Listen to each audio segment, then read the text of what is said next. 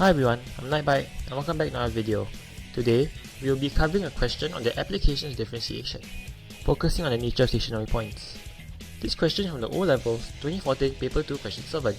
A curve has the equation y equals 2 minus 3 minus x to the power of 4. The point PQ is the stationary point on the curve.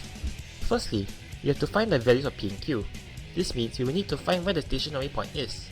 Firstly, we must differentiate the equation. Using the chain rule, we should get dy over dx equals 4 multiplied by 3 minus x to the power of 3. As the gradient of a curve at a stationary point is 0, dy over dx equals 0, as the derivative serves as a gradient function. Substitute dy over dx equals 0 into the derivative and calculate the value of x or p in this case. It should be equal to 3. Next, we substitute x equals 3 into the curve equation to get the value of y, or q.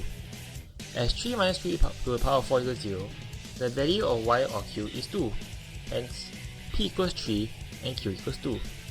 Now part 2 asks us to determine whether the curve equation is increasing or decreasing. The first subpart of this part is to determine for values of x less than p, as we have already calculated p equals 3, thus it is x is less than 3.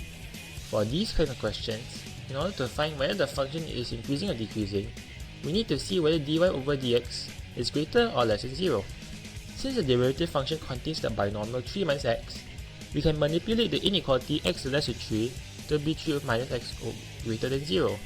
Since 3 minus x greater than 0, 4 multiplied by 3 minus x to the power of 4 is greater than 0, and thus the derivative function is greater than 0. Hence, y is increasing for values of x less than p. Now, the second subpart is similar to the first, so we can reuse the same method to get the inequality 3 minus x is less than 0. This means 4 multiplied by 3 minus x power of 4 is less than 0, and thus the derivative function is less than 0. Hence, y is decreasing for values of x greater than p.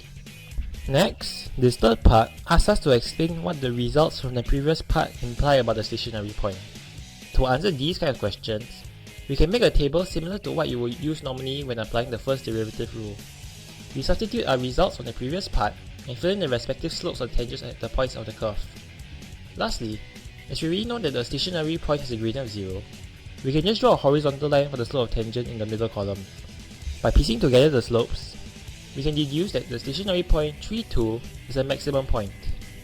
Now I know it feels like starting to drag on, so I won't waste too much more of your time. This last part is simple, asking us to find the value of the second derivative at the stationary point. Obviously, we will need to differentiate the first derivative to get the second derivative, so we do that. Again, using the chain rule, we should get d square y over dx squared equals minus 12 multiplied by 3 minus x to the power of 2. We then substitute the x coordinate of the stationary point 3 in the second derivative to get a value of 0. And the question is done. Thank you, and I hope you learned something from the video. See you guys and peace out.